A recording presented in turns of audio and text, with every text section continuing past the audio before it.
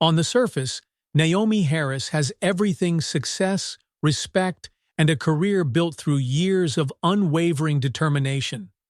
She's a woman who has conquered boardrooms, silenced doubts, and carved out a place for herself in spaces where few thought she belonged. But beneath the polished exterior, Naomi faces a question she's never dared to ask. What comes after success? When an unexpected act of kindness leads Naomi to a small community center, her world begins to shift. There, surrounded by hopeful young faces like Marcus, a teenager with big dreams but little guidance, and Samantha, an intern searching for direction, Naomi finds herself at a crossroads. Between the towering expectations of her corporate world and the quiet pull of something deeper, she begins to realize that true leadership isn't just about climbing higher, it's about reaching back to lift others along the way. As Naomi navigates challenges at work, criticism from those who don't understand her choices, and the echoes of her own past, she begins to uncover a truth that changes everything. What if success isn't defined by how far you rise, but by the ripples you create for others? Naomi Harris shifted in her seat as she waited near Gate 17 for Flight 429 to New York.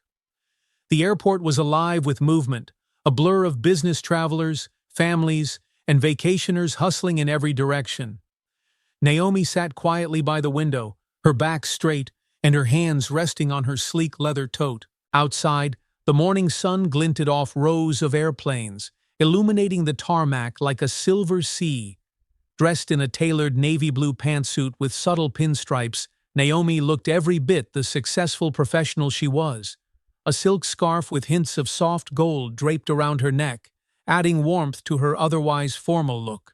Her dark brown hair was pulled back into a neat bun, and a pair of understated pearl earrings caught the light whenever she moved. Her outward appearance was flawless, composed, as always, but inside, she carried the weight of silent battles only she knew.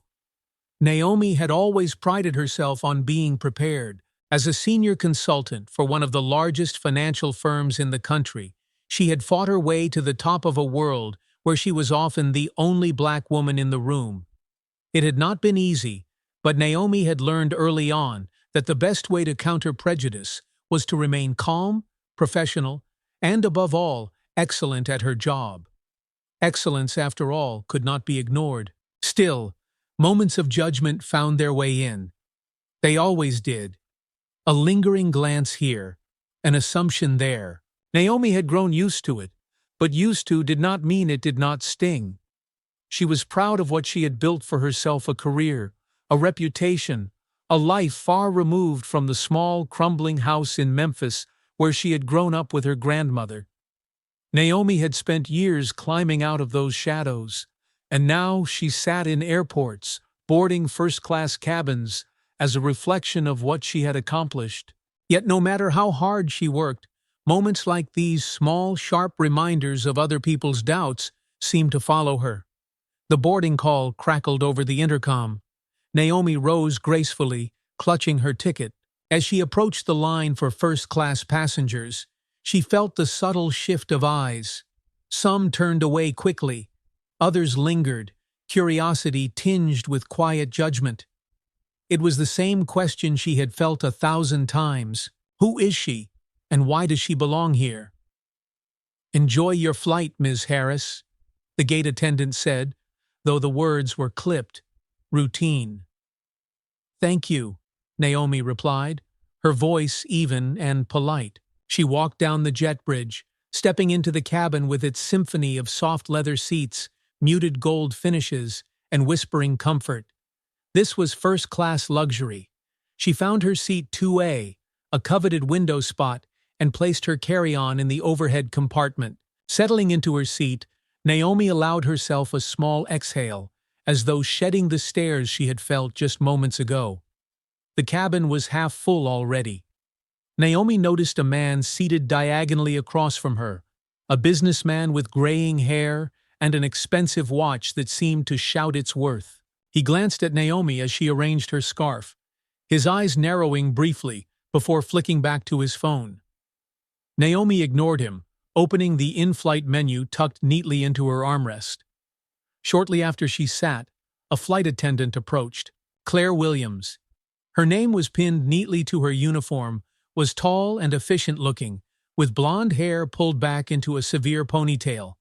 Her smile was tight, polite but thin, as though she were conserving energy. "Can I get you something to drink?" Claire asked, offering a tray with glasses of orange juice and water. Naomi noticed how Claire's voice brightened when she addressed the man across the aisle moments earlier. "Yes," Naomi replied calmly. "I would like a cup of coffee, please. Black." Claire hesitated for half a beat, her smile faltering. "Of course," she said, though her tone carried a hint of something Naomi could not quite place. She turned on her heel and disappeared down the aisle without another word. Naomi's lips pressed together. It was a small thing, really a pause, a tone. But those small things accumulated over time. Naomi had learned to choose her battles, but even the strongest walls could crack if pushed enough. She adjusted her scarf, tucking the fabric neatly against her collarbone. A few minutes passed. Naomi glanced down the aisle, watching Claire chat animatedly with another passenger while holding a tray of coffee cups. Naomi waited, assuming hers would come next, but Claire moved to serve the businessman across from her first. Naomi watched as Claire leaned in slightly, pouring the coffee with a bright smile, laughing lightly at whatever the man had said. When Claire finally returned to Naomi's seat, there was no smile, no light conversation. "Here you go," Claire said curtly, placing the cup on Naomi's tray table without meeting her eyes. "Thank you," Naomi said softly. Her voice was even, but her fingers tightened briefly around the cup handle. She sipped the coffee, focusing on its warmth rather than the sting of Claire's behavior. "Let it go," Naomi thought. "You have nothing to prove." It was then that she noticed the man across the aisle watching her. His expression was one of faint amusement, as though the whole exchange had been mildly entertaining. Naomi met his gaze evenly, her face a careful mask of calm, and after a moment, he turned back to his phone. The plane filled with murmurs and movement as boarding continued. Naomi sat back in her seat, pulling out her tablet to review the presentation she had prepared for the meeting in New York. She focused on the numbers, on the strategy she would deliver. Naomi had always found comfort in her work. It was tangible, measurable, and concrete. There were no biases in spreadsheets, no judgment in projections. "Excuse me," a voice said softly.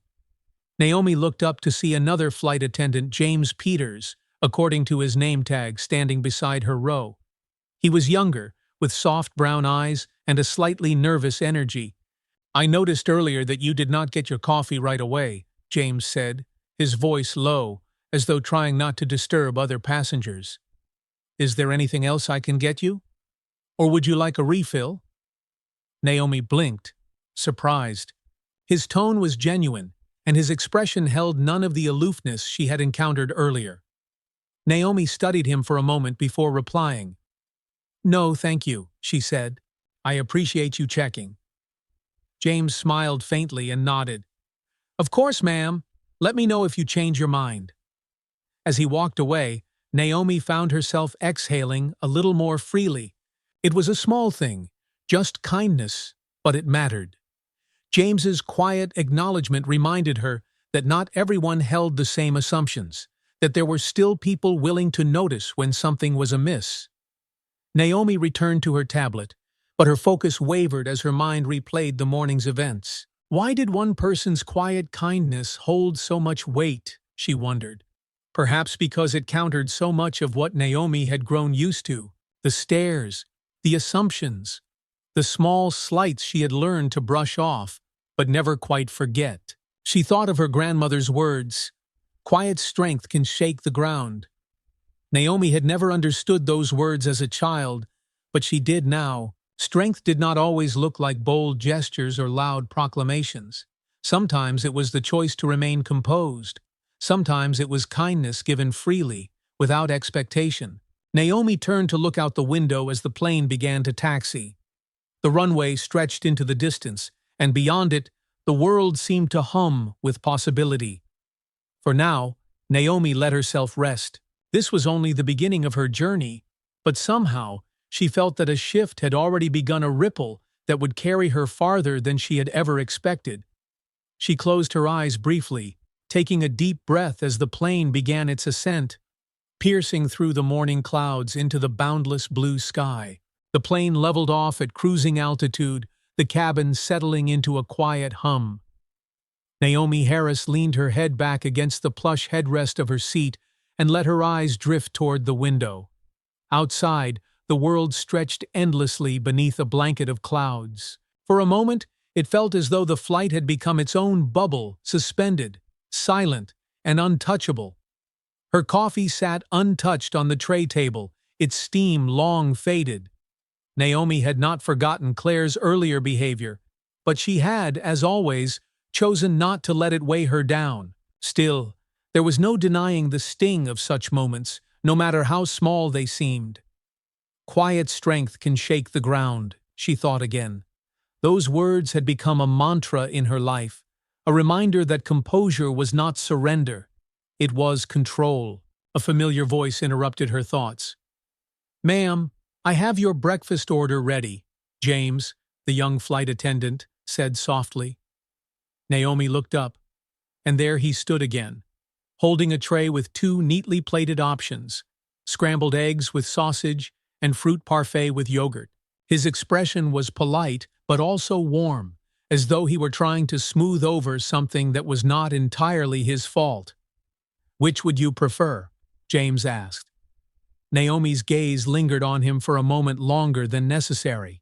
His small kindness earlier still resonated with her, not because it had been extraordinary, but because it had been so rare to see someone truly notice.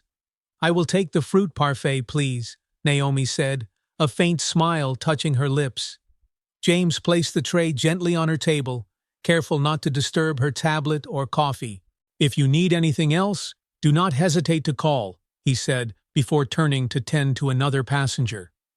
Naomi watched him go, surprised again by how much his small gestures of attentiveness mattered. Claire had yet to reappear since serving her that coffee, an absence that spoke volumes. Naomi had worked with people like Claire before, professionals who wore politeness like a mask, just convincing enough to pass. But James was different, and Naomi found herself grateful for that. She glanced across the aisle. The businessman with the silver watches she had taken to calling him Rolex Man in her mind was engrossed in his tablet. He seemed unaware of the tension that had rippled through the cabin earlier. Naomi wondered briefly if he had noticed Claire's treatment of her, or if it had simply flown past him, as such moments often did for people who had never been on the receiving end of quiet dismissals. Naomi turned her attention back to her breakfast. The parfait was perfect layers of sweet yogurt, crunchy granola, and fresh berries. For a moment, she allowed herself to savor it, the rhythm of eating grounding her more than she realized. 2 hours later, the soft rumble of conversation filled the first-class cabin as the flight continued its steady journey. Naomi had immersed herself in work, pulling up charts and refining her presentation for her afternoon meeting in New York. The numbers calmed her, as they always did. There was comfort in their objectivity.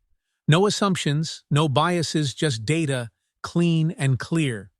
Naomi had built her career on being able to see patterns in chaos, to find solutions others missed. It was a skill honed from years of proving herself in rooms where no one had expected much from her.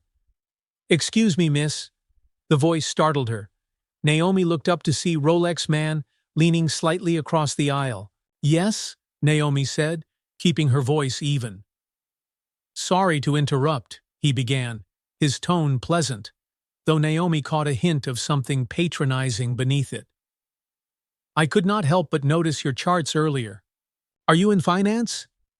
Naomi studied him for a moment before answering. "Yes, I am a senior consultant at a financial firm," she said. The man's brows lifted, his expression shifting into something resembling surprise. "Well, I will be damned. No offense, of course," he added quickly, though Naomi knew it was not the compliment he intended it to be. I thought you might be in marketing or human resources or something like that.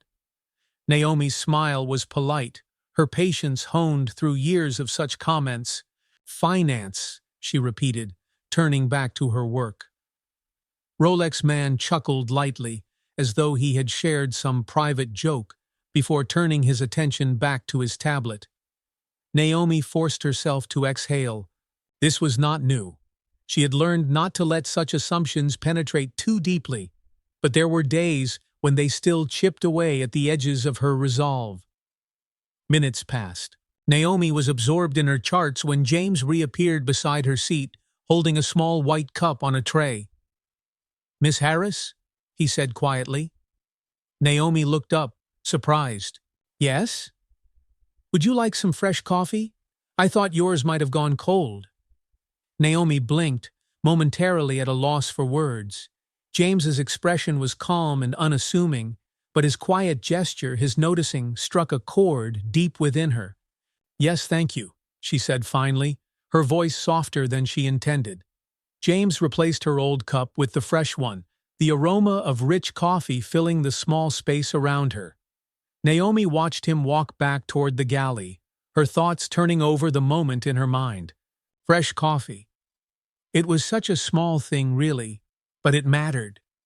Not because of the coffee itself, but because James had chosen to pay attention. In a cabin full of people who either dismissed her or ignored her altogether, James had chosen to see.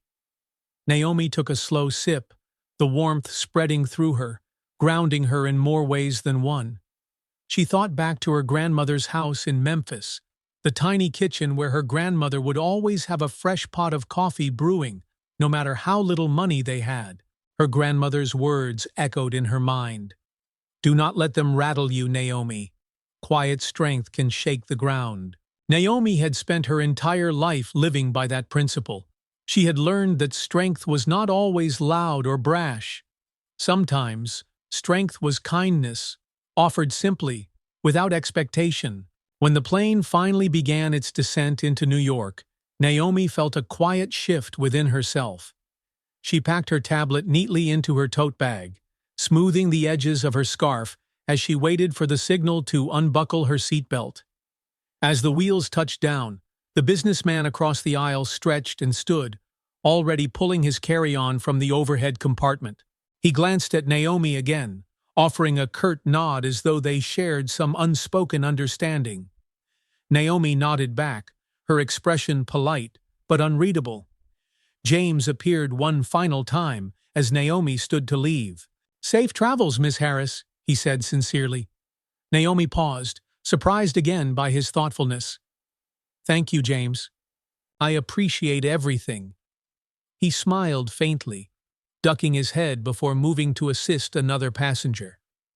As Naomi walked through the jet bridge and into the bustling terminal, she felt lighter, as though James's small acts of kindness had lifted a burden she had not realized she was carrying. Small acts can create big ripples, she thought. The world around her hummed with movement and noise, but Naomi moved through it with renewed clarity. She thought about what lay ahead, her meeting, the challenges she would face, and for the first time in a long time, she felt something close to optimism. As Naomi walked toward baggage claim, her phone buzzed with an email notification. She pulled it out of her bag and glanced at the subject line. Subject: Follow-up from Global Air, your feedback matters. Naomi's steps slowed as she opened the email, skimming the neatly worded response from customer relations. It was the typical corporate script: apologies, assurances, but at the bottom of the email, a line stood out. "We strive to ensure that all passengers feel seen and valued. Thank you for helping us improve." Naomi allowed herself a small smile. She had not expected much when she sent her note, but perhaps James's quiet attentiveness had not been a fluke after all. Seen and valued. She tucked her phone back into her bag and walked on, her steps steady and deliberate. Naomi knew that this was only the beginning. The road ahead would not be easy. It never had been, but moments like these reminded her of what mattered. Kindness, she thought, could be the strongest ripple of all. Naomi Harris stepped out of the airport into the crisp New York morning, her heels clicking softly against the pavement as she made her way to the curb. A black town car waited, engine humming, and the driver, a tall man with salt and pepper hair, held the door open for her. "Good morning, ma'am," he greeted politely. "Ms. Harris, correct?" "Yes," Naomi replied with a small nod, her tone measured and polite. "Thank you." Settling into the back seat, Naomi adjusted her scarf and checked her watch. She had just enough time to head to her hotel, freshen up, and review her presentation once more before her meeting with Anderson Holdings. It was a significant project her firm had been brought in to evaluate and streamline their failing operations. It was a contract worth millions, and Naomi's recommendations could make or break the deal. As the car wove through Manhattan's labyrinth of streets, Naomi gazed out the window at the bustling city. Pedestrians hurried across intersections, coffee cups in hand, while taxis honked impatiently in every direction. New York had always felt relentless to her, a city that demanded more than it gave. She pulled out her phone and glanced at the email from Global Air's customer service once more. "We strive to ensure that all passengers feel seen and valued." Naomi knew those words were carefully curated, corporate promises. But still, something about the phrasing stayed with her. She thought of James, the quiet flight attendant, who had chosen to see her when no one else had. For a fleeting moment, Naomi wondered if she ever allowed herself to pause long enough to notice others, to show that same kind of unexpected kindness. The thought sat heavily on her as the car came to a smooth stop outside the towering glass structure of her hotel. The meeting room at Anderson Holdings was sleek and intimidating, its floor-to-ceiling windows showcasing a perfect view of the Empire State Building. Naomi arrived 10 minutes early, as she always did, her presentation meticulously prepared.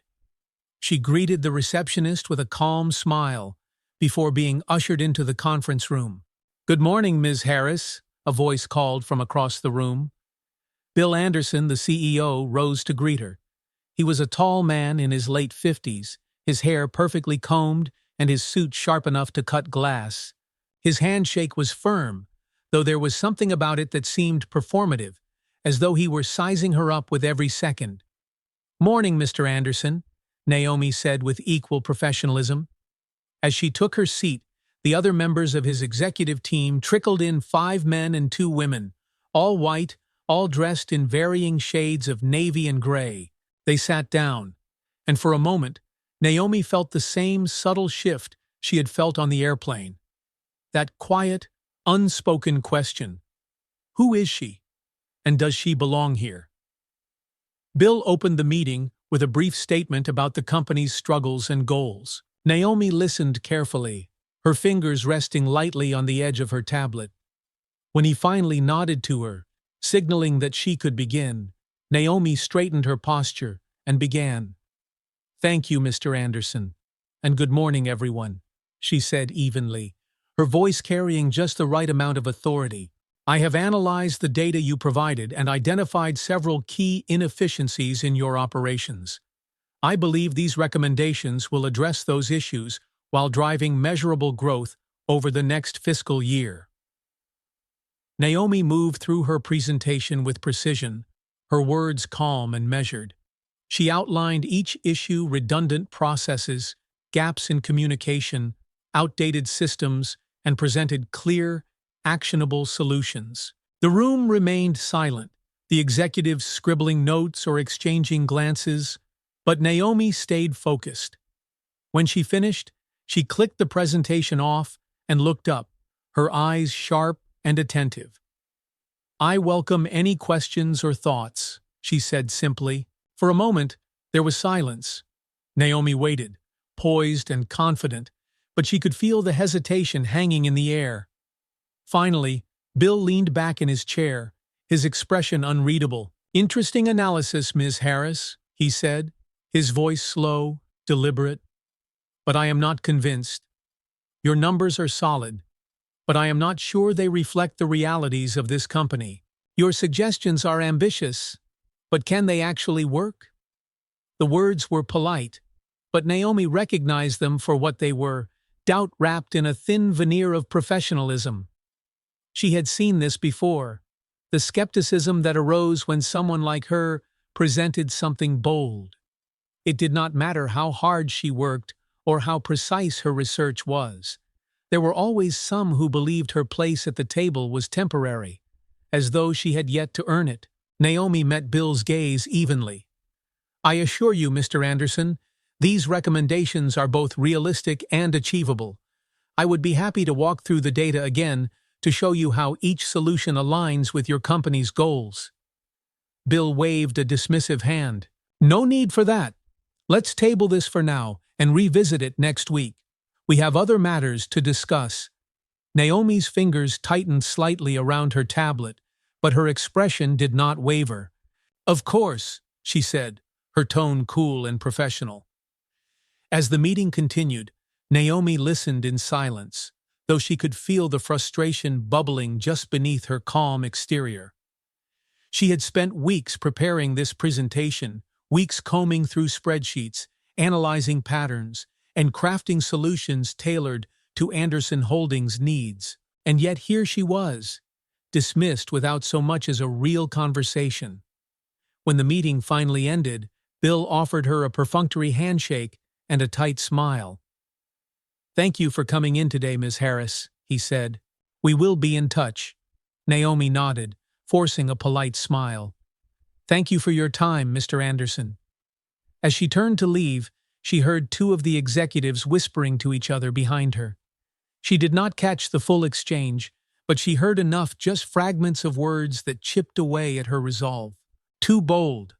Overreaching.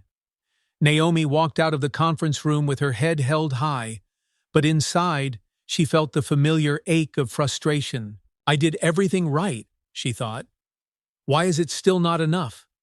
The afternoon sun cast long shadows as Naomi sat in the back of the town car, staring out the window. The energy of New York City felt louder now, its sharp edges pressing in on her. She thought of her grandmother, of the quiet strength that woman had carried, raising Naomi alone after her parents had passed. Her grandmother had worked as a housekeeper for wealthy families, scrubbing floors and polishing silver with hands that never stopped aching. She had carried the weight of other people's assumptions her whole life, but she had never let it break her. Do not let them decide your worth, Naomi, her grandmother had often said. That is your job, and yours alone. Naomi turned her gaze to her reflection in the car window, her face framed by the golden light. She was tired. Tired of proving herself. Tired of having to be twice as prepared, twice as composed. For once she wished someone would see her as she was competent, capable, and deserving of respect. Her phone buzzed on the seat beside her, breaking through her thoughts. Naomi picked it up and saw an unfamiliar number flashing across the screen. Hello? She answered, her voice carefully neutral. Mrs. Harris? The voice on the other end was soft, hesitant. This is Samantha Lee. I am an intern at Anderson Holdings. I hope I am not disturbing you. Naomi frowned slightly, surprised. Not at all, Samantha. How can I help you? I just wanted to reach out and thank you, Samantha said quickly. I was in the meeting today, and I know Mr. Anderson did not seem convinced, but I thought your presentation was incredible. You made everything so clear, and I learned so much just from watching you. Naomi sat up straighter, a flicker of warmth spreading through her. Thank you, Samantha. That means a lot. I wanted you to know that you inspired me, Samantha continued, her voice earnest. You showed me what it looks like to be confident and prepared, even when people doubt you. I hope one day I can present with that kind of strength. For a moment, Naomi said nothing. She had not expected this, not here, not now. I am glad I could help, Naomi said finally, her voice softer than before. Remember that confidence comes with time and effort. Keep learning, and you will get there. Samantha hesitated. If it is not too much trouble, would you be willing to give me some advice sometime? About how you got where you are? Naomi's lips curved into a small smile. Of course, Samantha. I would be happy to. As the call ended, Naomi placed her phone back on the seat and looked out the window once more. The frustration from earlier still lingered, but it no longer felt as heavy. Sometimes the smallest kindness can remind us of our strength, she thought. Samantha's words, unprompted and sincere, had been just that, a small ripple in the storm. Naomi exhaled slowly, the weight in her chest beginning to lift. She was not done yet, not even close. The city lights glittered outside Naomi Harris's hotel room as she sat at the small desk, her laptop glowing faintly in the dimly lit space. The remnants of her day lingered, but she pushed through, reworking the presentation for Anderson Holdings. She was not one to let setbacks sit unresolved, even if the sting of Bill Anderson's dismissal still pricked at her. Her phone lay beside her, the screen dark, but not forgotten. The call with Samantha earlier had surprised her. Naomi had not expected to inspire anyone in that meeting. The intern's words had been a small flicker of encouragement, like a match struck in an otherwise shadowy day. You showed me what it looks like to be confident and prepared, even when people doubt you. Naomi turned those words over in her mind as she worked. For years she had been focused on proving herself to the world, staying calm, controlled, untouchable. It was a lonely path, though, one that often left her staring at empty hotel rooms late at night. Samantha's simple acknowledgement had been unexpected, but it reminded Naomi of the importance of something she often overlooked: connection. The following afternoon, Naomi sat at a small cafe in Midtown, sipping her coffee as she scrolled through emails on her phone. Her firm had sent a vague message about needing updates on the Anderson Holdings project, and Naomi could already hear the pressure in her manager Linda Clark's voice. Naomi knew she needed to regain control of the situation. It was a problem she could solve. It always was. Her thoughts were interrupted by an incoming call. Samantha's name flashed on the screen. Naomi hesitated for just a moment before answering. "Hi, Samantha," she said, her tone softer than usual. "Hi, Ms. Harris," Samantha replied, her voice nervous. "I hope this isn't a bad time." "It's fine. What's on your mind?" "Well," Samantha said hesitantly, "I wanted to thank you again for taking my call yesterday. And I was wondering if you might have time this weekend to meet. There's something I'd love for you to see." Naomi frowned, intrigued. "See?" "Yes, it's nothing fancy, but there's a leadership workshop happening downtown this Saturday. I think you'd really like it." Naomi paused, glancing at her calendar. Saturday was free. Normally, she would take the time to rest or prepare for the next wave of work. A leadership workshop was not something she would typically consider. Yet, Samantha's earnestness tugged at her. "I'll be there," Naomi said finally, surprising herself. "Really?" Samantha's voice brightened with disbelief. "That's amazing. I'll text you the details. Thank you, Ms. Harris." After hanging up, Naomi sat back in her chair, still holding her coffee. She had not planned on spending her Saturday downtown at some workshop, yet a part of her, one she had long silenced, was curious. Maybe there is something worth seeing, she thought. Saturday arrived brisk and gray, the first hints of fall evident in the chill that swept through the streets. Naomi dressed in casual layers, still polished, but comfortable enough for whatever this workshop entailed. Her dark coat and boots shielded her against the wind as she stepped out of the cab onto a quiet street in the Lower East Side. The building in front of her was older, its bricks worn but sturdy. A faded sign above the entrance read, "Community Empowerment Center." Naomi tilted her head, taking in the unassuming space before stepping inside. The door creaked open into a modest room bustling with energy.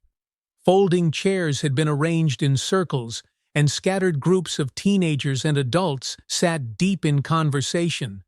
The faint smell of coffee and baked goods filled the air, and a large banner hung on one wall. Leadership starts with you. Ms. Harris! Samantha's voice broke through the crowd. She hurried toward Naomi, a bright smile lighting up her face. You made it!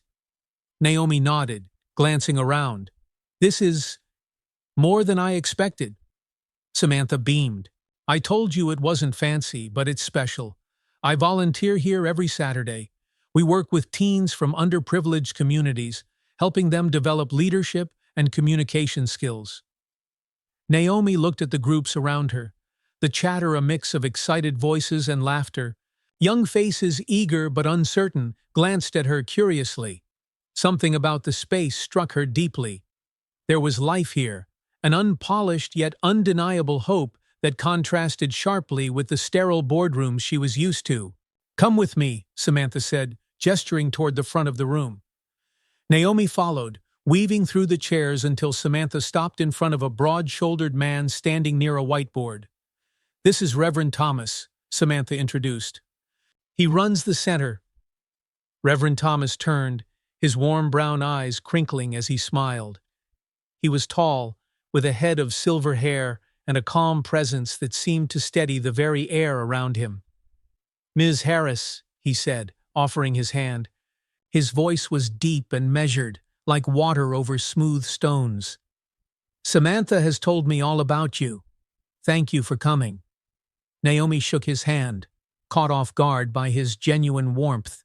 It's my pleasure, she said, her tone softer than usual. We're lucky to have someone like you here today, Reverend Thomas continued. There are a lot of young people here who could benefit from seeing someone who's walked the path they're trying to follow. Naomi's brow furrowed slightly. I didn't come to speak, she replied cautiously. I'm just here to observe. Reverend Thomas nodded thoughtfully, as though he had expected that answer. Sometimes the best observations are the ones that lead to action. Naomi said nothing, unsure how to respond. Samantha quickly pulled her toward a group of teenagers sitting around a table, their notebooks filled with scribbles and outlines. Guys, this is Ms. Harris, Samantha announced proudly. She's a consultant, basically a business expert, and she's here to share her wisdom. Naomi smiled faintly, caught off guard by Samantha's enthusiasm. The teens looked at her with wide eyes, curious, skeptical, but hopeful. Hi, Naomi said simply, taking a seat. What are you all working on? A boy near the edge of the table. Marcus, according to the name tag on his hoodie, spoke up. We're planning a fundraiser for new computer equipment, he explained, but we don't really know where to start. Naomi nodded, glancing at their notes. Well, fundraising is about clear goals and a strong message. What have you tried so far? For the next hour, Naomi found herself pulled into their plans, offering advice on communication, strategy, and outreach. The group listened eagerly, scribbling notes and asking questions. Naomi could feel their energy, their determination, and it warmed something inside her that had grown cold over the years. As the session wrapped up, Marcus looked at her, his voice quiet but steady. Thanks, Ms. Harris. I didn't think someone like you would care about stuff like this. Naomi frowned slightly. Why wouldn't I care? He shrugged. People with big jobs, they don't usually have time for us. Naomi stared at him for a long moment, his words settling deep in her chest. Marcus, she said softly, it doesn't matter how big someone's job is. We all started somewhere, and we all need someone to believe in us. Keep working hard. You're doing great things. Marcus smiled, small but genuine, and Naomi felt a flicker of something unfamiliar. Fulfillment. Later that afternoon, Naomi found Reverend Thomas again, standing by the entrance as the workshop ended. You seem to fit right in, he said, with a knowing smile. Naomi paused. It's been a while since I've been part of something like this. Reverend Thomas nodded, his gaze steady. Work can take us far, Ms. Harris, but community grounds us. Do not forget that. Naomi thought of her grandmother, of the way she had always found time for others, even when she had so little for herself. Naomi had spent so many years climbing the corporate ladder, proving her worth, that she had forgotten what it felt like to be part of something larger. As she stepped back outside into the crisp afternoon air, Naomi felt lighter than she had in weeks. Her mind drifted back to Samantha's phone call, to James's simple kindness on the plane. Each of them had created ripples, pushing her toward a place she never would have gone on her own. For the first time in a long while, Naomi let herself smile. Maybe the world was not so relentless after all. Maybe, just maybe, it still had room for hope. Naomi Harris stood at the edge of the community center's modest parking lot, the crisp afternoon air wrapping around her like a quiet reminder of the world outside. She turned her gaze back to the building, where laughter and conversation still echoed faintly through the open windows. Even as the day wound down, energy pulsed through the place. Naomi had not expected it, how a simple afternoon surrounded by teenagers, an earnest intern, and a thoughtful pastor could leave her feeling so centered. Her car arrived moments later, the driver stepping out to open the door. Naomi slid into the back seat, the familiar cocoon of silence settling over her as they pulled into traffic. Outside, New York was its usual relentless self-cars honking, people rushing, but Naomi felt quieter than she had in a long time. She glanced at her phone, which buzzed with a reminder from her assistant. Client call with Linda Clark, 6 p.m. Her manager Linda had a sharp tone, efficient and often impatient.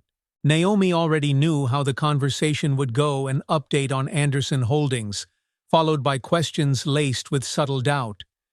Linda always questioned Naomi's methods, her pace. It was not outright dismissal, but Naomi had felt it for years, like a current pulling against her. She sighed and leaned her head back, the seat cools against her neck. For the first time in a long while, she wondered if she had spent so much time fighting for her place at the table that she had forgotten what it meant to build something for herself. Back at the hotel, Naomi slipped off her coat and shoes, dropping onto the sofa with her laptop open and ready. The call with Linda started right on time. "Good evening, Naomi," Linda's voice crackled through the speaker. "How did the Anderson Holdings presentation go?" Naomi's tone was calm, controlled. "It went well overall, but they have not yet committed. I'm revising a few parts of the strategy to make the benefits clearer for them. I will follow up early next week." Linda paused, and Naomi could feel the weight of the silence through the phone. "You know how critical this client is. This isn't the time for second chances. I need you to push harder. Convince them." Naomi felt a flicker of frustration. She had already done the work. "I understand, Linda. I'm handling it." "I hope so," Linda replied. "We can't afford for this to fall through." The call ended moments later, leaving Naomi staring at the blank screen of her laptop. Her fingers hovered over the keyboard, then stilled. She thought of the teenagers at the workshop of Marcus, sitting there with his scribbled notes and his quiet determination. For all the pressure she faced, Naomi realized those kids had so much more at stake. "They are climbing a much steeper hill," she thought. Naomi pushed the laptop aside and stood, crossing to the window.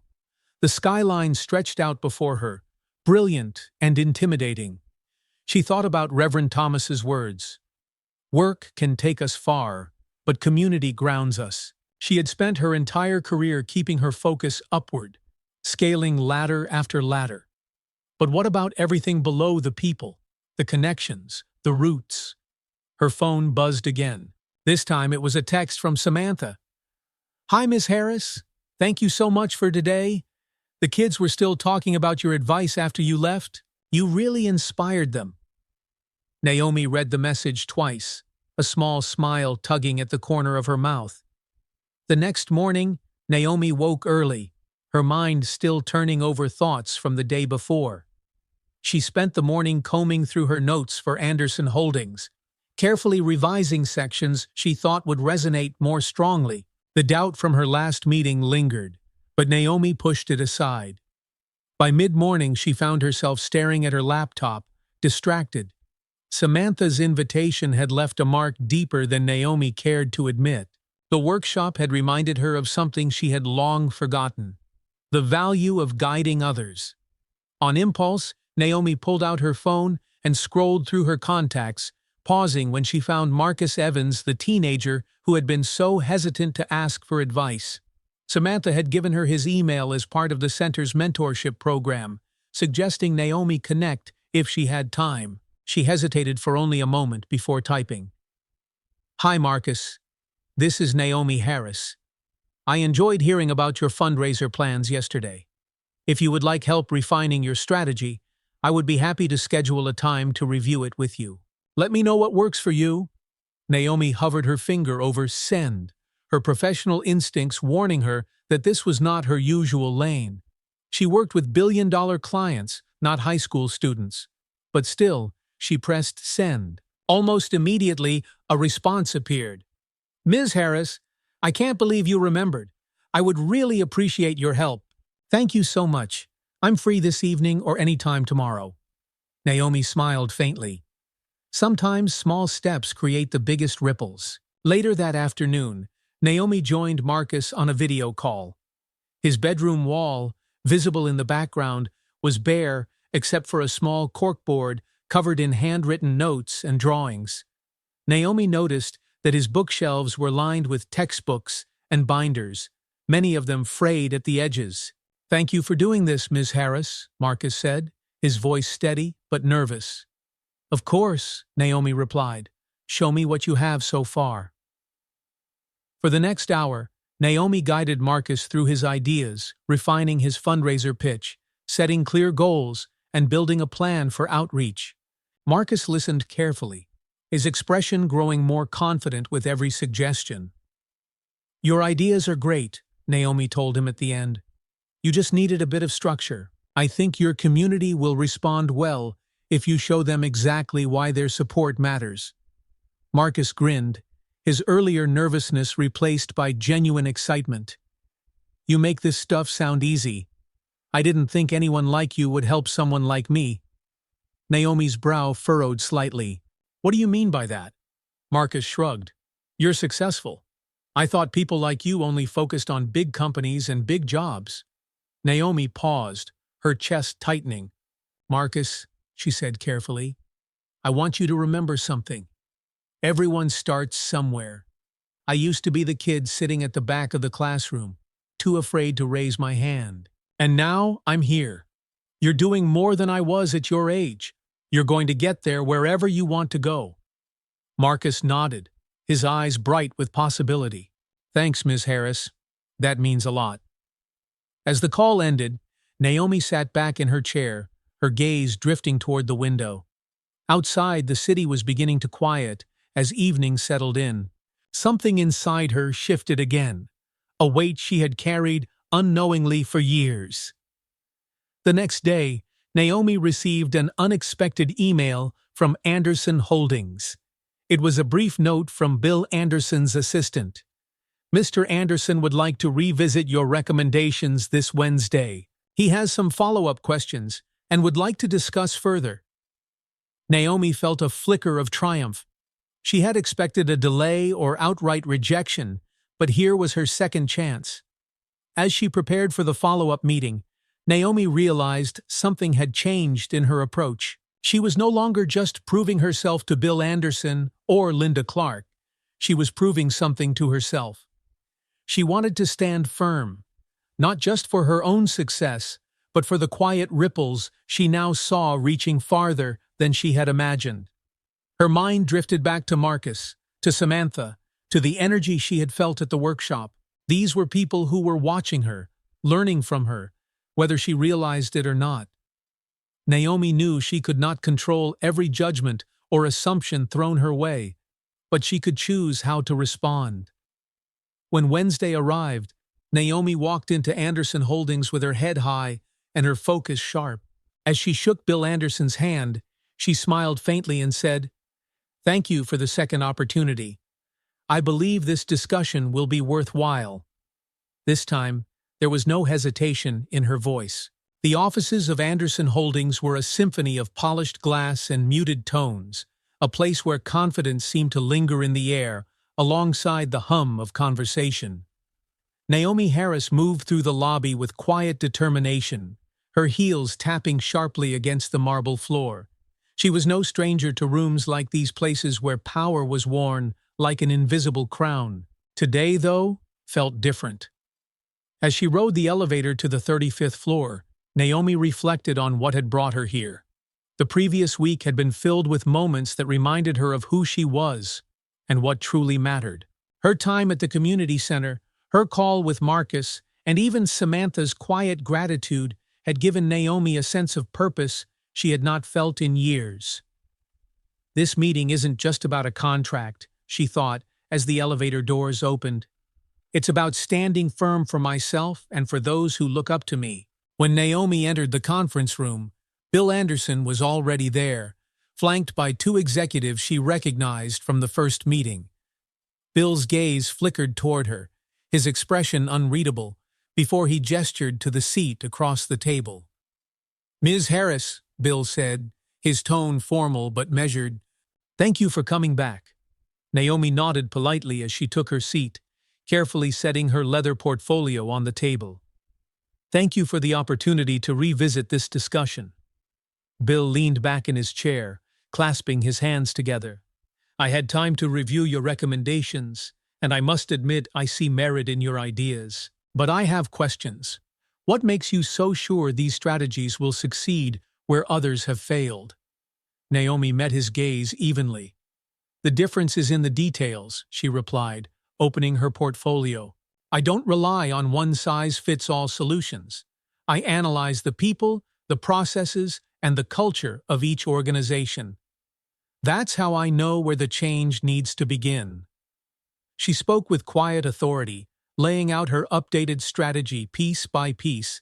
Naomi had tightened her recommendations, made them sharper, more actionable. This time, she anticipated Bill's concerns and addressed them before he could voice them. As she spoke, she felt the energy in the room shift ever so slightly, small ripples spreading outward. Bill listened intently, his skepticism giving way to consideration. When Naomi finished, the silence stretched for a moment too long. Finally, Bill nodded. "You've made a compelling case, Ms. Harris. I'm willing to move forward conditionally. I'll need your team to provide a progress report within 30 days. Naomi allowed herself a small smile. "You'll have it," she said calmly. As the executives filed out of the room, Bill lingered behind, glancing at Naomi with a hint of curiosity.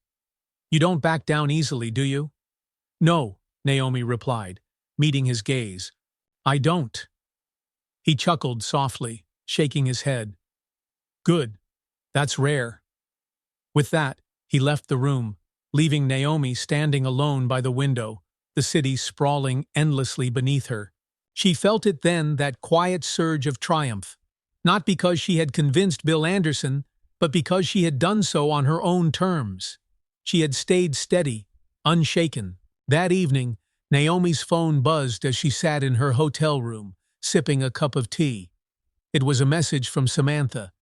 "Congratulations, I just heard from the team. Mr. Anderson approved your strategy. Everyone's impressed." Naomi smiled faintly, typing a quick reply. "Thank you, Samantha. I hope this inspires you to keep pushing forward, too." Samantha's response was immediate. "It already has." Naomi set her phone down, leaning back against the sofa cushions. A week ago, she might have brushed off Samantha's words as polite flattery. But now, she understood the weight of them. There was power in leading by example, in showing others what could be achieved through quiet persistence. Her thoughts drifted back to Marcus and the teenagers at the community center. For all the boardrooms she had conquered, Naomi realized that the work she had done there, guiding, encouraging, felt just as meaningful, if not more so. The next morning, Naomi called Reverend Thomas. "Ms. Harris," he greeted warmly. "To what do I owe the pleasure?" "I wanted to thank you," Naomi said simply. for reminding me that leadership isn't just about climbing ladders. It's about reaching back to help others, too. Reverend Thomas chuckled softly. I didn't remind you, Ms. Harris. I think you already knew. You just needed to see it again. Naomi paused, considering his words. How can I get more involved? She asked finally. I was hoping you'd ask, Reverend Thomas replied. We're hosting a mentorship event next month. We'd love for you to come speak to the kids. Naomi hesitated for only a moment. The idea of standing in front of a room full of young people, sharing her story, felt strangely vulnerable.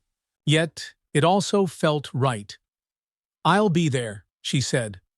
The weeks that followed were a blur of activity. Naomi's success with Anderson Holdings gave her renewed momentum at work, and her firm was quick to praise her leadership. Yet despite the recognition, Naomi found herself increasingly drawn to the community center. She kept in touch with Marcus, checking in on his fundraiser plans. She shared advice with Samantha, encouraging her to trust her voice. Each small interaction reminded Naomi that her influence extended beyond boardrooms and contracts, that sometimes the ripples she created reached farther than she ever expected. When the day of the mentorship event arrived, Naomi stood outside the community center, her hands clasped around the handle of her leather portfolio. She had spoken in countless boardrooms, but this felt different, more personal. Miss Harris, Samantha called, waving from the doorway. You're here. Naomi smiled faintly, following Samantha inside. The room was already filled with teenagers, their voices buzzing with energy. Marcus stood at the front, helping set up chairs, his face lighting up when he spotted Naomi. You made it, Marcus said, walking over. I'm glad. The kids are gonna love hearing from you. Naomi raised an eyebrow. No pressure, then. Marcus grinned, shaking his head. You'll do great. You always do. The words settled deep in Naomi's chest, simple, yet powerful. For so much of her life, she had fought to be seen, to prove her worth. And now, here she was, standing in a room where her presence already mattered. As the event began, Reverend Thomas introduced Naomi with his usual warmth and grace. Naomi stepped up to the front, scanning the room full of eager, uncertain faces. She thought of her younger self, the girl who had been unsure of her place, afraid to take up space. Good afternoon, Naomi began, her voice calm and steady. My name is Naomi Harris, and I'm here to tell you something important. Your story matters. The room fell silent as Naomi shared her journey growing up with her grandmother, working tirelessly to prove herself in a world that often underestimated her, and the moments of quiet kindness that had carried her forward. She spoke about Marcus, about Samantha, about the power of showing up for others when they least expect it. When you feel invisible, Naomi said softly, remember this. Every step you take, every act of kindness, creates ripples, and those ripples can change someone's life, maybe even your own. When she finished, the room erupted into applause. Naomi glanced toward Marcus, who was clapping enthusiastically, his face beaming with pride. Samantha stood near the back, tears glinting in her eyes. Naomi felt a warmth she could not describe, a sense of fulfillment she had spent years chasing but never quite finding until now. Later that evening, as Naomi stood outside the center, Reverend Thomas approached her. You made an impact today, he said quietly. I hope you know that. Naomi looked up at the stars beginning to emerge in the darkening sky. I think I'm starting to. Reverend Thomas nodded, his voice gentle. Keep creating those ripples, Miss Harris. The world needs them. Naomi smiled, his words lingering in her mind as she walked to her car. For the first time in years, Naomi Harris felt grounded, not just in her work, but in herself. Strength isn't just about standing tall, she thought. Sometimes it's about lifting others up so they can stand too. And as she drove through the quiet streets of New York, Naomi knew this was only the beginning of something bigger, a ripple that would grow into a wave. The glow of Naomi Harris's desk lamp illuminated the neat stacks of files, her laptop open to a report she was halfway through drafting. Outside the window, New York's skyline stretched into the night, the distant hum of traffic filtering through the glass.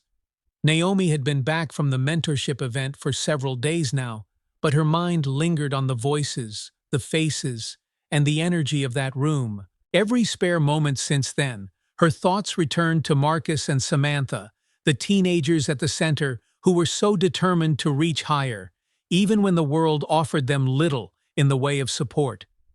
Naomi had spent so much of her life proving herself in sterile boardrooms, surrounded by polished professionals who doubted her worth. But in that modest community center, surrounded by hopeful young eyes, she had felt something she had not experienced in years: purpose. Now, as Naomi sat alone in her apartment, that sense of purpose weighed on her, not as a burden, but as a quiet push, urging her to do more. The following morning, Naomi walked into her firm's office building, a monolith of steel and glass that gleamed in the morning light. She moved through the lobby with her usual quiet poise, but today, something inside her felt different. Linda Clark, her manager, was already waiting in the conference room when Naomi arrived for their morning briefing. Linda was as sharp as ever, clad in a tailored black suit, her blonde bob framing a face that rarely softened. "Good morning, Naomi," Linda said briskly, tapping her pen against a legal pad. "Congratulations on securing the Anderson Holdings project. I have to admit, I wasn't sure they'd come around." Naomi nodded, her tone even. "I appreciate that. They needed to see that my solutions were tailored to their needs. It just took some persistence." Linda glanced up, her expression appraising. "Persistence is one thing, but make sure you don't get too distracted." Naomi frowned slightly. "Distracted? You've been putting in extra hours lately, but I've heard through the grapevine that you've been spending time outside the office, mentoring or volunteering, or something along those lines." Linda raised an eyebrow, her tone carefully neutral. "That's all well and good, but your focus needs to remain here. Our firm can't afford to lose momentum." Naomi studied Linda for a long moment, her mind turning over the words. For years, Naomi had kept her life compartmentalized. Work was work, and everything else, her personal struggles, her history, her passions, was tucked away, unseen. It was safer that way. But something had shifted recently. Naomi no longer saw her involvement with the community center as a distraction. She saw it as an extension of herself, a way to give back, to make a difference beyond quarterly earnings and balance sheets. "I'm not distracted, Linda," Naomi said evenly. "If anything, I'm more focused than ever. Being involved with the community has reminded me why I do this work, to create solutions that help people." Linda's expression tightened. "Just make sure it doesn't interfere with your performance. I need your full attention on Anderson Holdings. Understood?" Naomi nodded, though her resolve did not waver. "Understood." That evening, Naomi sat in her apartment, her laptop open but ignored. Linda's words lingered, their tone sharp and dismissive. "You can't afford to lose focus." Naomi thought back to Marcus's face at the mentorship event, his quiet determination as he explained his fundraising goals. She thought of Samantha's gratitude and Reverend Thomas's steady encouragement. "Community grounds us." After a moment, Naomi opened her email and began drafting a message. Subject: Anderson Holdings Update. Body: Linda, the updated plan for Anderson Holdings will be ready tomorrow morning. Additionally, I would like to propose an internal initiative, a mentorship program that pairs junior analysts with senior consultants. I believe investing in our people will strengthen the firm as a whole. Let me know if you're open to discussing this further." Naomi hesitated briefly before hitting send. She had no illusions about Linda's reaction. Her manager was unlikely to prioritize anything outside their immediate goals. But Naomi was no longer content to play small. She knew the importance of investing in others, of creating ripples that could reach farther than anyone expected. Days passed, and Naomi poured herself into her work with renewed energy. Her success with Anderson Holdings had reignited her reputation at the firm, and she was determined to use that momentum to push forward not just for herself, but for those who would follow after her. Meanwhile, Marcus had been sending Naomi updates about his fundraiser via email. His messages were filled with progress flyers they had printed, a local bakery that had agreed to sponsor refreshments, and the excitement spreading through his community. Naomi responded to each email promptly, offering encouragement and small suggestions when needed. "Your hard work is paying off," she wrote in one reply. "Keep going, and you'll inspire others to join you." Each time she hit send, Naomi felt that same quiet sense of purpose. The progress Marcus and his team were making reminded her that success was not always measured in dollar signs or corporate deals. Sometimes, success was simply helping someone take their next step forward. The following week, Naomi received a surprise email from Samantha. Subject: Invitation to speak body. "Hi, Ms. Harris. I hope you're doing well. I wanted to ask if you'd be willing to come back to the center next month as a guest speaker. You made such an impact during the last event, and I know the kids would love to hear from you again. No pressure, but it would mean a lot." Naomi stared at the email for a long moment, her fingers hovering over the keyboard.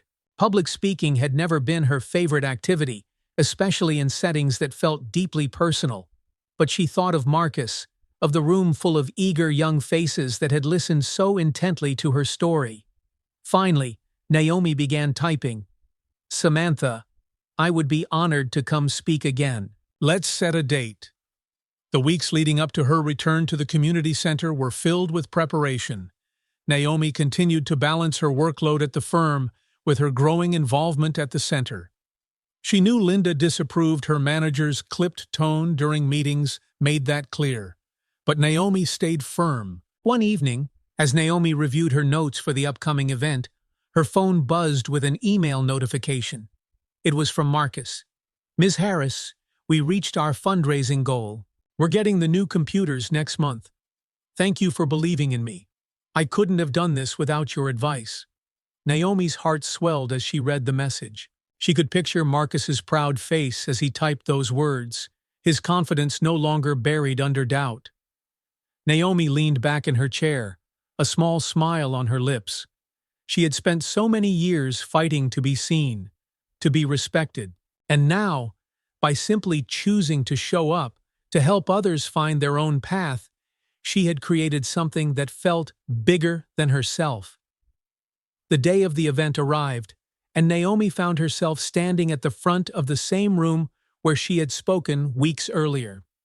The room was filled again with young faces, their curiosity and hope as palpable as before. Marcus stood near the back, beaming with quiet pride, and Samantha smiled brightly as she introduced Naomi to the group. "Ms. Harris is here to share her story again," Samantha said, "and to remind us all that leadership is about lifting others up." Naomi stepped forward, her gaze sweeping across the room. She thought about her grandmother, about the quiet battles she had fought to make sure Naomi had a chance. "Every one of you has something to offer the world," Naomi began, her voice steady. "Sometimes the hardest part is believing that yourself. But remember this: small actions can create big ripples. What you do today, no matter how small, can change someone's life, including your own." The room fell silent, the weight of her words settling into the air like a quiet promise. Naomi smiled, her heart full in a way she could not describe. Strength, she realized, isn't just about what you achieve. It's about who you bring with you. And as she looked out at the faces in the crowd, Naomi knew she had found something she had been searching for all along, a purpose that extended far beyond herself. Naomi Harris stood in front of her hotel mirror, her reflection sharp and unyielding in the morning light. She adjusted the delicate gold pin on her scarf, smoothing it against her navy blazer. Today's schedule weighed heavily on her 2 back-to-back client meetings at the firm, followed by a call with Marcus to celebrate the official launch of his fundraiser. After weeks of progress, everything was falling into place, but Naomi couldn't shake the feeling that the pieces were balancing on a fragile thread. Her phone buzzed, breaking the quiet. It was a message from Linda Clark. Meeting moved up. Be in the boardroom in 30 minutes. We're presenting your Anderson updates. Be sharp. Naomi closed her eyes briefly, steeling herself.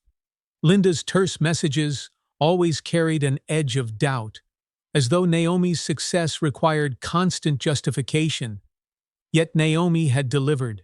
Anderson Holdings had not only accepted her plan, but was now singing her praises. Still, in this world, proving herself was never a one-and-done task.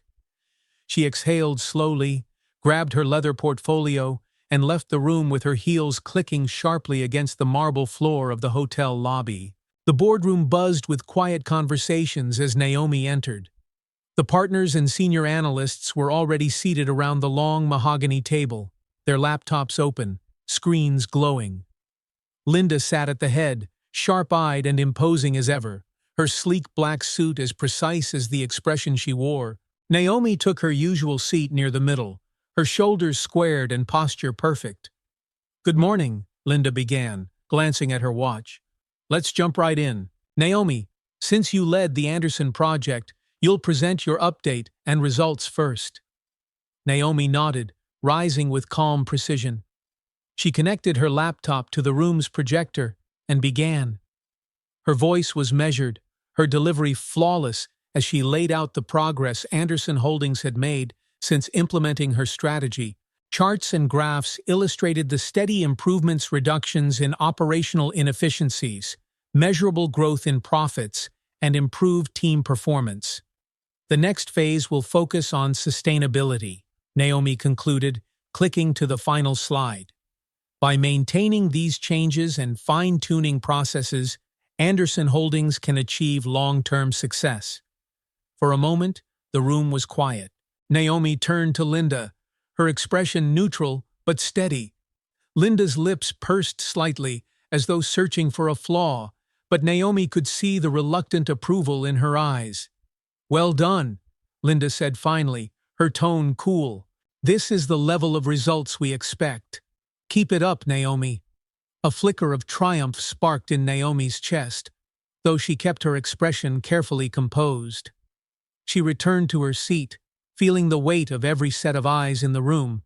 Approval was rarely offered freely here, it was earned, scraped together through long nights and flawless execution. "Now," Linda continued, her tone shifting, "before we move on, I've heard some chatter about Naomi's extracurricular activities, volunteering, mentoring important causes, no doubt. But I want to remind everyone that your priority is this firm. Our clients demand results, and distractions won't be tolerated." The words landed like a stone in Naomi's chest. She froze, her hands resting lightly on her portfolio. Linda's gaze swept across the table, but Naomi could feel the weight of it lingering on her. Extracurricular activities, Naomi thought bitterly, as if guiding young minds, showing up for Marcus and Samantha, was something trivial, as if it mattered less than a quarterly report or a set of bullet points on a slide. The room was silent, no one daring to speak. Naomi's pulse thrummed in her ears, but she forced herself to remain still, her face a careful mask of professionalism. "Any questions before we move on?" Linda asked sharply, signaling the end of the topic. No one responded. Hours later, Naomi sat at her desk in her firm's towering office, staring at the view outside. The city stretched endlessly before her, its glittering skyline as imposing as ever. Yet Naomi couldn't shake Linda's words from her mind. Distractions won't be tolerated. Naomi had spent years fighting to belong in spaces like these, proving her worth, her skill, her right to be here. And she had succeeded. She had the corner office, the accolades, the million-dollar clients. But at what cost? Her phone buzzed. It was a call from Marcus. Naomi hesitated for a beat before answering. "Hi, Marcus," she said, keeping her voice steady. "Ms. Harris." Marcus's voice was bright and brimming with excitement. "We did it. The fundraiser's over, And we exceeded our goal. We're getting 3 new computers instead of 2. Naomi smiled despite herself, the warmth of his excitement breaking through her frustration. That's incredible, Marcus. I'm so proud of you. We couldn't have done it without you, he said earnestly. You believed in us when no one else did. Naomi's chest tightened at his words. She thought back to Linda's disapproval, the dismissive tone in her voice when she had called Naomi's work with the community a distraction. How easily people like Linda overlooked the value of helping others. I didn't do much, Naomi replied softly. You were the one who put in the work. But you showed me how, Marcus insisted. That's what matters. When the call ended, Naomi sat in silence for a long moment, her mind turning over Marcus's words. You showed me how. It was a truth she could not ignore. Her success at the firm mattered, of course, it did. But so did this, showing up for people who needed guidance, who needed someone to believe in them. Naomi's phone buzzed again. This time, it was a text from Samantha. Hi, Ms. Harris. Marcus told me about the fundraiser. The kids are so excited. Thank you again for everything. You're inspiring all of us more than you know. Naomi stared at the message, the words blurring slightly as she read them again. Inspiring all of us more than you know. She leaned back in her chair, staring at the skyline outside her window. The following Monday, Naomi sat across from Linda in her office for their regular one-on-one. Linda's tone was sharp and efficient as always, her pen tapping rhythmically against her notepad. I wanted to revisit what I said last week, Linda began, her gaze narrowing. I need you to make sure your attention is where it belongs. Your role here is critical, Naomi, and I can't have you splitting your focus. Do I make myself clear? Naomi met Linda's gaze evenly, her voice calm, but firm. With all due respect, Linda, my focus has not wavered. The results from Anderson Holdings speak for themselves. Linda raised an eyebrow, clearly surprised by Naomi's steady tone. And the other commitments? Naomi leaned forward slightly, her expression unyielding. They make me a better leader, she said simply. Mentoring isn't a distraction, it's an investment in others, and it's an investment in myself. Linda's pen stilled. This firm needs your full dedication, Naomi. You have it, Naomi replied, her voice steady. But that doesn't mean I will stop showing up for what matters outside these walls. I'm not just here to build profits, Linda. I'm here to build people too. For a moment, Linda said nothing. The silence stretched between them, heavy and unspoken. Finally, she nodded curtly, as though conceding the point, without saying so aloud. Just don't let it interfere with your performance, Linda said sharply, though her voice held less edge than before. It won't, Naomi replied firmly. As Naomi left Linda's office, a quiet resolve settled over her. She knew the path ahead would not be easy. There would always be critics, people like Linda, who believed that success was measured solely by numbers and outcomes. But Naomi had learned something they hadn't. True leadership wasn't just about achieving your own success. It was about lifting others as you climbed, showing them what was possible. Strength isn't just standing at the top alone, Naomi thought as she returned to her desk. It's about making sure no one gets left behind. The thought steadied her as she sat down, the skyline stretching endlessly before her once again. Naomi no longer felt like she was fighting for her place at the table. She was building a bigger table, one where everyone who deserved a seat could take one. And she wasn't stopping anytime soon. The hum of Naomi Harris's office was familiar, almost comforting, as she reviewed the final report for Anderson Holdings. The document, polished, precise, and definitive, represented weeks of tireless effort. Every chart, every recommendation, every word had been crafted to reflect the strength of her vision. Anderson's turnaround was now a documented success, and Naomi's strategy was earning praise across the firm. Yet as Naomi sat at her desk, her focus wavered. Her gaze drifted to the corner of the room, where a small thank you card from Marcus sat propped up against her phone stand. In his handwriting, messy and bold, he'd written, "Ms. Harris, the fundraiser changed everything. Thank you for believing in me. The kids and I are starting a computer club next week. You inspired that." The words grounded her, a reminder of something beyond contracts and quarterly profits. Naomi had fought for her success, clawed her way into rooms where people often overlooked her. But somewhere along the way, she had begun to ask herself a deeper question. What comes after success? What do I do with it? Her phone buzzed on the desk, pulling her out of her thoughts.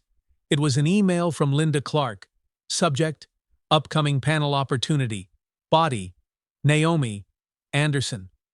Holdings wants you to represent the firm at next month's National Leadership Conference in Boston. It's a great opportunity to showcase our success and highlight your role.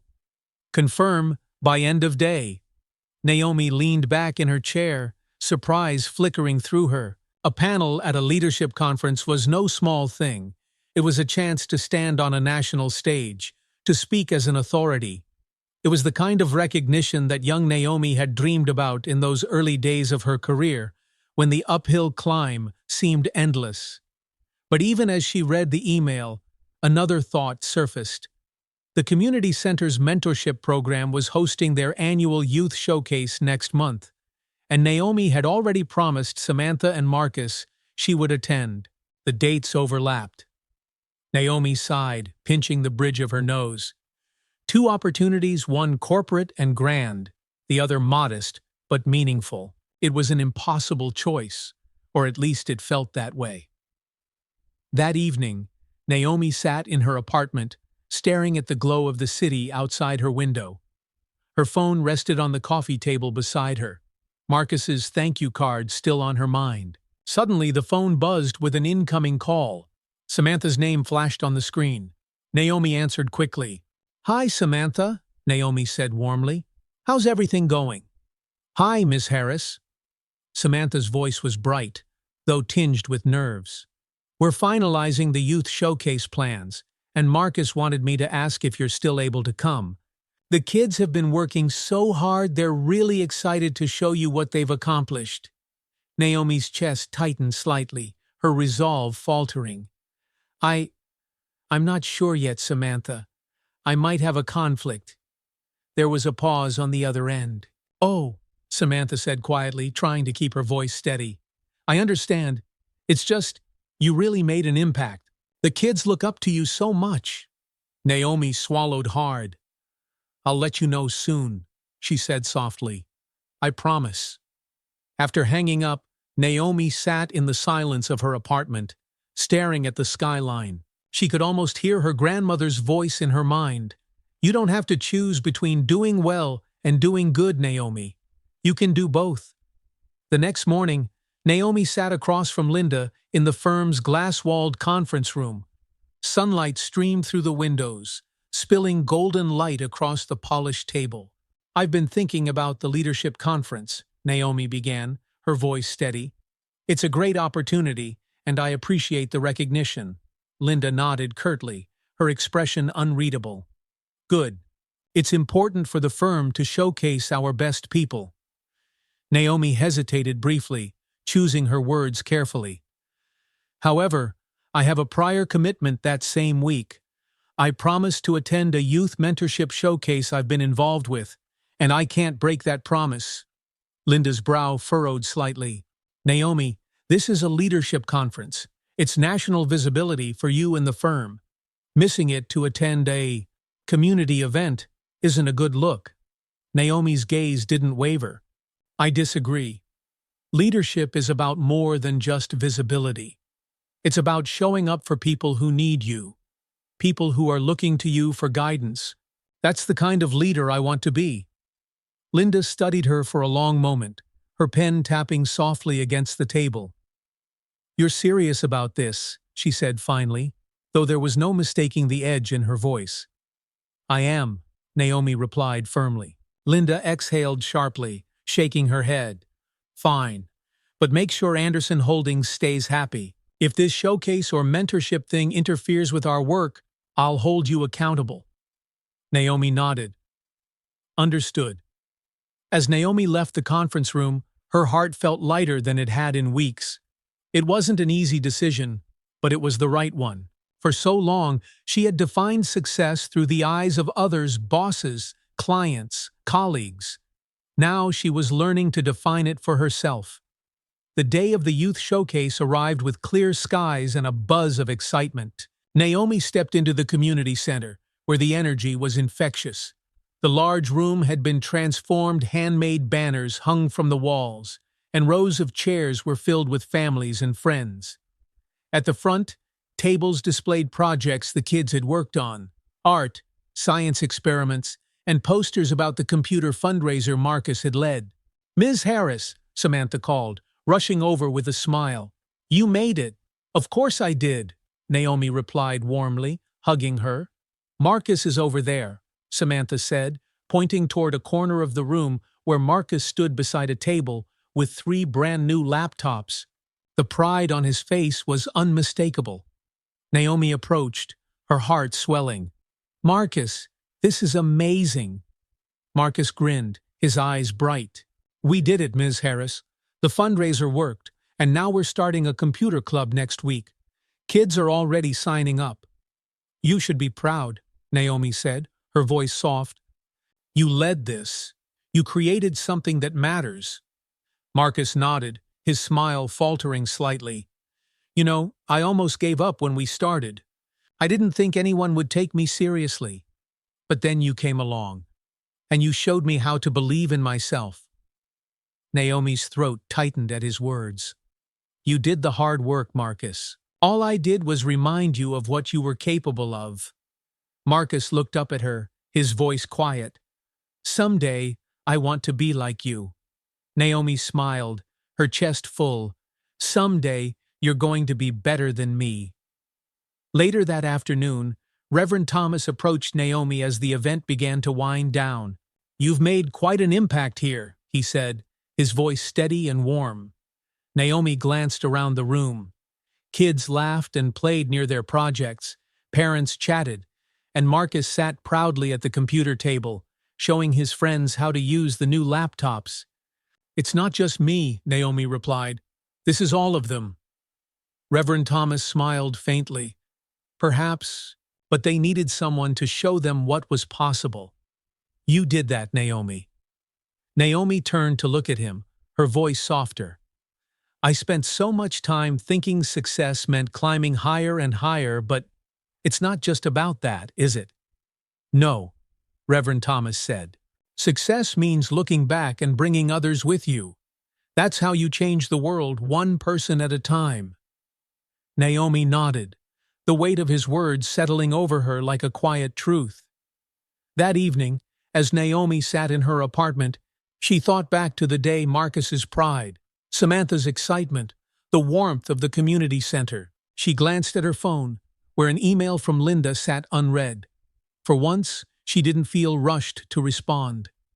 Naomi picked up the small thank you card from Marcus and set it on her desk. Its messy handwriting seemed to shine brighter now.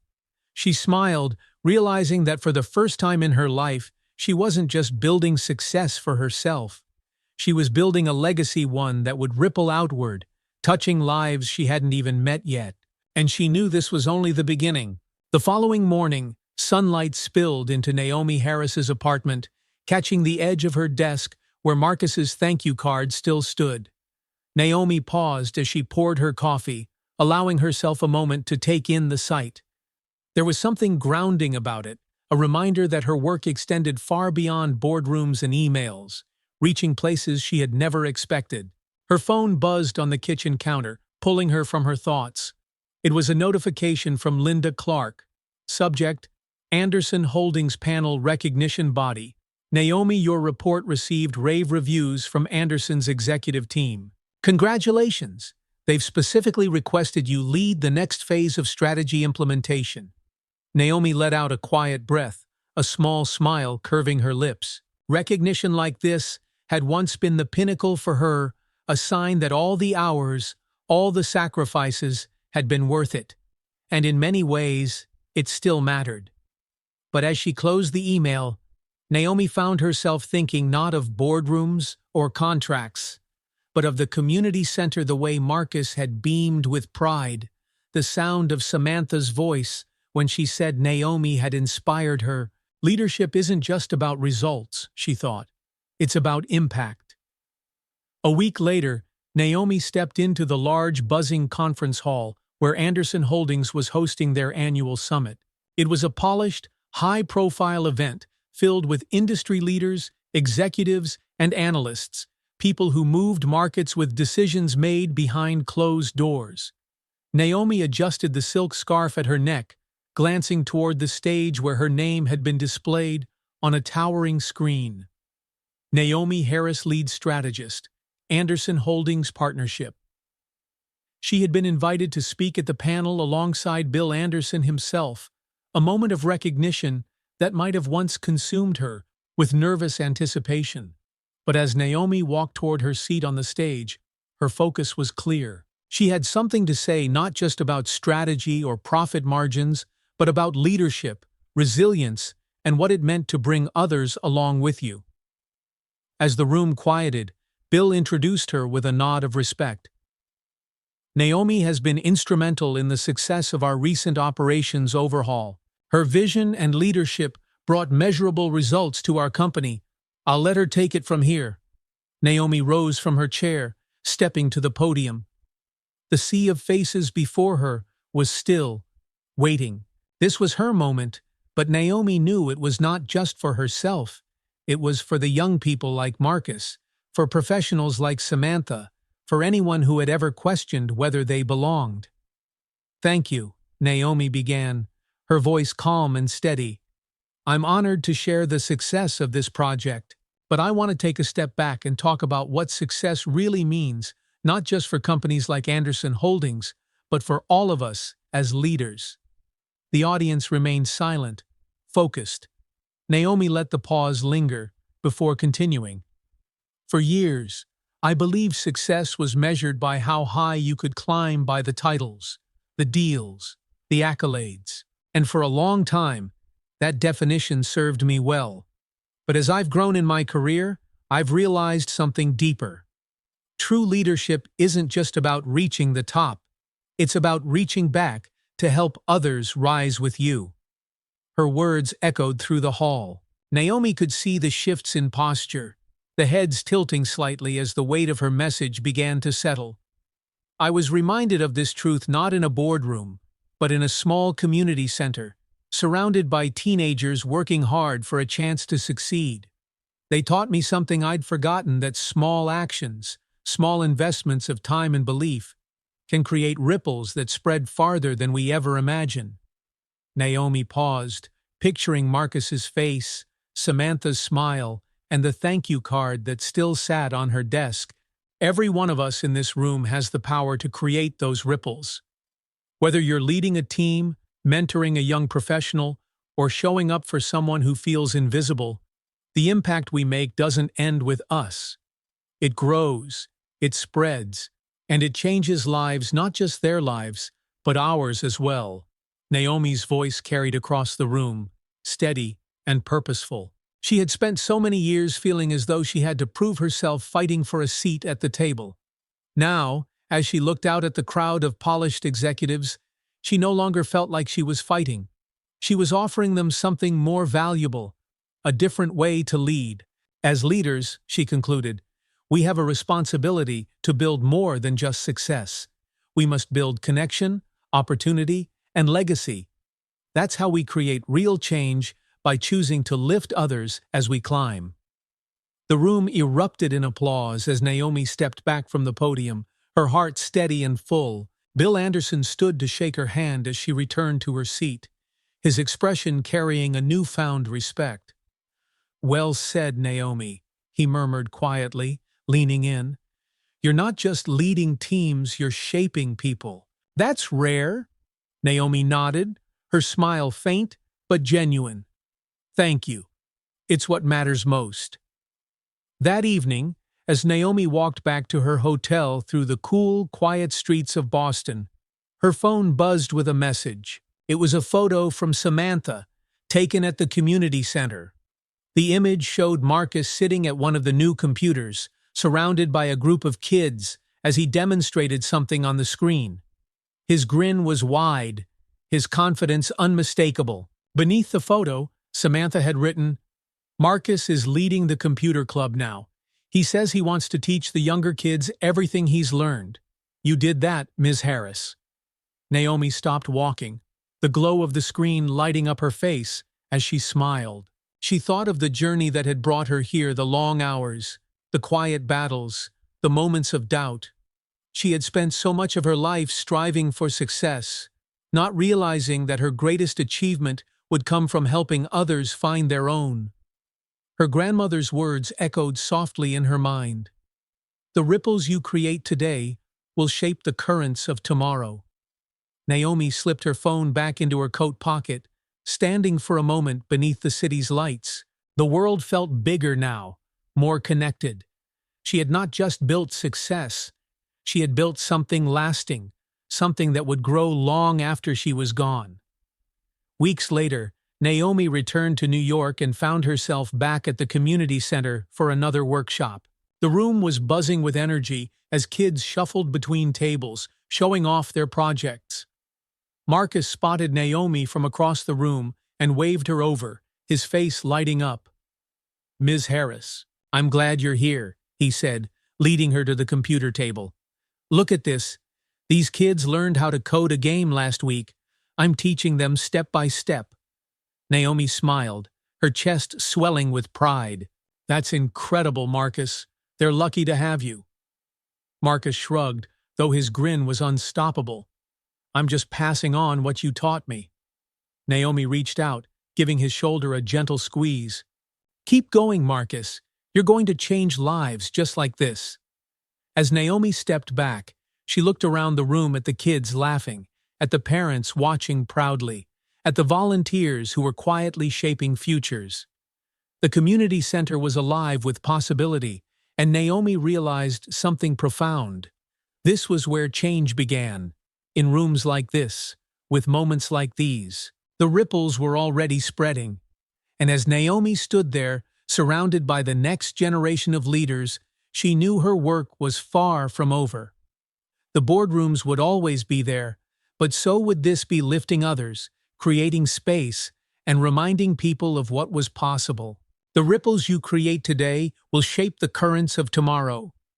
Naomi smiled softly to herself, stepping back into the crowd, ready to keep creating ripples one life at a time. As Naomi Harris stood in the center of the room, watching Marcus guide the younger kids with newfound confidence, she felt a quiet, unshakable sense of fulfillment. This was her legacy, not the titles, the contracts, or the applause, but the lives she had touched, the ripples she had created. The world often measured success in numbers, but Naomi had learned a deeper truth. Real success was measured in impact. It was measured in the moments where kindness, leadership, and guidance lifted someone to believe in themselves. Naomi turned to leave, the hum of the community center following her out the door. She knew this wasn't the end of her journey. There would always be new battles to fight, new opportunities to lead, and new lives to inspire. And as she walked into the sunlight of the bustling New York street, she carried with her the knowledge that small actions, small ripples, could truly change the world. If this story inspired you, don't forget to hit that like button, share it with someone who needs to hear it, and subscribe to our channel for more stories about resilience, kindness, and hope. By joining us, you're helping share these important messages with the world. Remember, even the smallest ripple can grow into a wave. Let's create those ripples together. See you in the next one. Thank you for watching.